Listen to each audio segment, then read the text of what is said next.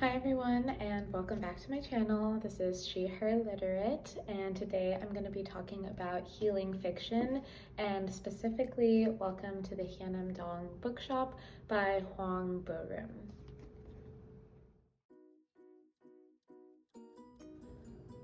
So I read Welcome to the Hyunam-Dong Bookshop for my local book club, which I run in the Bay Area, and this book has been extremely popular, garnering over 400,000 reviews, a little Freudian slip there, on Goodreads, with a plethora of booktubers posting about this book and various people talking about it online. If it looks familiar, that makes sense. So let's dive into what healing fiction is, why they're so popular, and if they really should be. Definition of healing fiction in the New York Times is, according to an article by Alexandra Alter, a cozy, whimsical, feel-good novel often featuring a magical cat. Unfortunately, Welcome to the Hyunam-Dong Bookshop did not feature a magical cat. The novel takes place in a mundane location like a laundromat, a convenience store, a diner, or bookstore, or cafe, and are typically episodic. They deal with everyday problems like heartache, loneliness, and regret, and can create a feeling of catharsis. I tried to dive into the history of healing fiction a little bit because I think when trends like this pop up, it's really interesting to see maybe like what the factors were building this trend up and why it's kind of crested the wave all of a sudden. These novels are only now taking off in English-speaking countries, so the US and the UK primarily, but the trend has been long popular in Japan and Korea, the epicenters of healing fiction. The trends of healing fiction in these two countries, while largely lumped under the same category of East Asian fiction and literary fiction, can come from different historical backgrounds. In Japan, many of the themes of isolation and anxiety in Japanese fiction came from a growing interest in Western literature that developed during the Meiji period. Russian novels in particular were popular. Many of those contained themes of alienation as well, which furthered that theme in the literature. In addition, Japan was coming out of its Edo isolationist period, rapidly industrializing, and many people felt anxious about all the rapid changes to their lifestyles and anxiety about the way the world was going and society was going, particularly in Japan. However, in Korea, the history is slightly different. Korea used to be actually the poorest country in the world in the 1960s, a decade after the Korean War, and in 30 years, so essentially in one generation, it became one of the richest countries in the world. That means that the cultural memory of poverty, war, strife is still very fresh and looms large in the cultural subconscious. This inevitably comes out in literature in big ways and in small ways. And after reading Welcome to the Hyunam-Dong Bookshop, I think it plays a very large role in the importance of financial success and the pressure to do well that is put on many of the characters. And if I am generalizing, probably many of the citizens of South Korea, which seems to be a society that really prizes economic success, financial success, stability, and social status. When do these novels become so popular among English speakers and English-speaking audiences? I think that there were two trends that coincided and created the perfect storm and perfect breeding ground for this type of literature to become really popular. The first one is Hallyu, which is a cultural phenomenon in which the global popularity of South Korean pop culture has dramatically risen since the 1990s. There was a Hallyu Wave 1, which was from 1990 to around 2008, and that was the spread of Korean culture, South Korean culture, into the neighboring East Asian countries like China and Japan. Then there was the new Hallyu, or Hallyu Round 2, which began in 2008 and was when South Korean pop culture expanded into more English-speaking and European countries like the US, the UK, and Western Europe. You can probably, think back to a time where K-pop started becoming really popular, when the movie Parasite came out and Squid Game. All of that has contributed to the rise of Korean culture. And these were often spreading out from epicenters of Korean American populations like Los Angeles or the Bay Area. It's interesting because this year, or last year, I guess, in 2024, Han Kang won the Nobel Prize for Literature, and she is also a South Korean author. In this graph, you can see the publication history of Korean language books that have been translated over the years. So, it's kind of flat for a long time. There's a slow rise starting in around 1980, 1990, and then there's a really sharp increase in 2004. And it obviously dips again, but the trend is going upwards. So I would say that's probably one of the big factors that led to a rise in the popularity of Korean literature. And the second one was, I think, the election and the pandemic. Elections and the pandemic. So during the pandemic, a lot of people were grappling with loneliness and feeling isolated, alone, and thinking about the meaning of their lives, and had a lot of time as well to potentially dedicate to reading. The election has further fueled the feeling that all might not be right with the world, no matter which side of the spectrum the political spectrum that you lie on.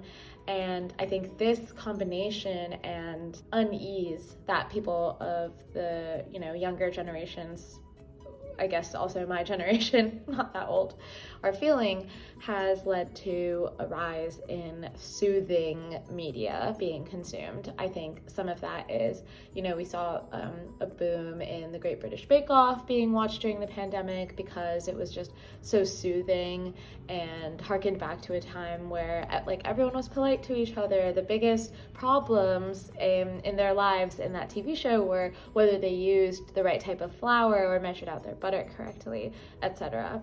And I think it's a little bit the same for this type of healing fiction. So there are a lot of characters with problems in this novel, but their day-to-day interactions circle around coffee, the bookshop that they all work at.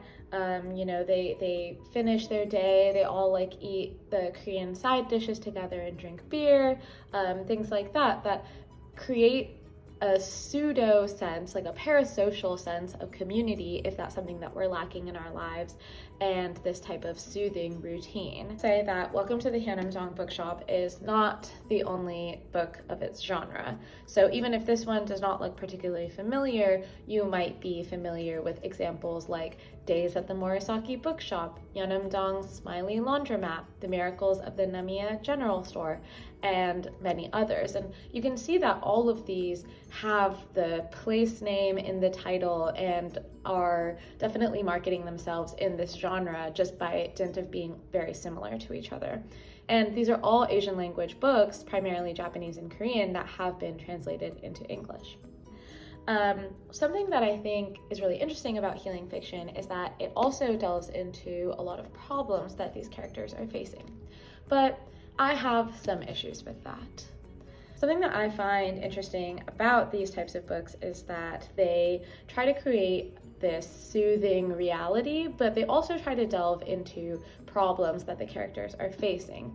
And I have mixed feelings about that. One of the pros of this genre from a Reddit user is, and I quote, "I just generally enjoyed the feeling it gave me and the themes of self-acceptance, finding peace, and discovering your own self-worth amongst good companionship and through your own solitude." I totally respect that. Obviously, this whole video is extremely subjective and my opinion only, but what I found in the Hyunam-Dong Bookshop was that the characters were all mouthpieces for the author's thoughts on self-care and these themes that this Reddit user has quoted above. The author of the Hyunam-Dong Bookshop was a software engineer who burnt out and decided to pursue an alternate career path, which I think is pretty stigmatized in Korea, and which is why she chose to write this book. However, from a literary perspective, all the characters seemed completely interchangeable to me, which meant that I was not invested in their relationships with each other, since they seemed like paper cutouts just trying to tell me how to solve my problems instead of showing me how to solve my problems, like I think good literature should do. It felt pretty contrived, and I have some quotes, so bear with me. This is literally on page 6. My body shut down and I was completely drained. My body was in pain, but what I couldn't understand was why my mind was hurting too. Come to think of it, it was probably depression. This is page 33. Do you think there's any meaning to life? Huh? I don't think there is. That's why people try to make sense of their own. In the end, everyone's life is different according to the meaning they find. More on the meaning of life on that page. And then a little bit different, but on capitalism. The problem here is not that the labor process presents no opportunities for expression and identification, but that the employer expects workers to become fully involved and invested in the job. I think you're what they call a company person. Your whole identity and value are tied to the company, and you work as if you own the company. It says here that businesses use words like team and family to make an employee a company person. That said, the problem is that our society is too obsessed with work, and working takes away too many things from us. It's like we surface from the depths of work to get a breather, only to feel thoroughly spent. None of these things are inherently bad or consist of bad advice. I just feel like it is so contrived how they talk about these problems, and it feels very wooden to me. Like, specifically that sentence of, come to think of it, it was probably depression, just feels like you're treating the reader as if they're stupid. Like I said before, these are obviously very popular for a reason, and people are getting value out of them. So if this is what it takes to realize that you have depression, or to seek help, or to, come to terms with any mental illness, then I applaud that. But I just think for me, it felt like I was being just dragged there. It wasn't a journey for me, and it wasn't as enjoyable for me. So now let's talk about whether these books contain toxic positivity. I will say that the title is low-key clickbait, but I think that there is a nuanced take that we could take away from this novel. I will not say that Welcome to the Hyunam-Dong Bookshop or any books of this genre are 100% toxic positivity.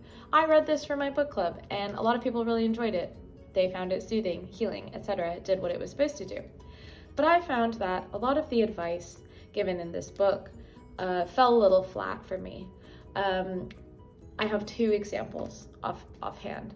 The first is that the protagonist, Young-ju, she was a software engineer. She was in an unhappy marriage. She divorced her husband, which was very traumatic for her. And then she left her job and moved to the outskirts to open a bookshop. I think that in terms of actionable advice, this may be a dream for a lot of people, but not everyone has the financial backing to do that. And this doesn't seem to be like a good way to, teach people how to deal with their problems, because unfortunately we all live in this society that is not going to support us if we just totally stop working due to mental illness or feeling burnt out.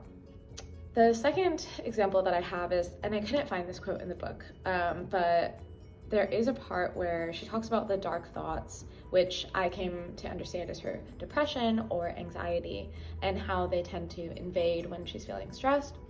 And her advice to herself that she externalizes and tells other people was, don't let the bad thoughts in, just create good thoughts and push them out.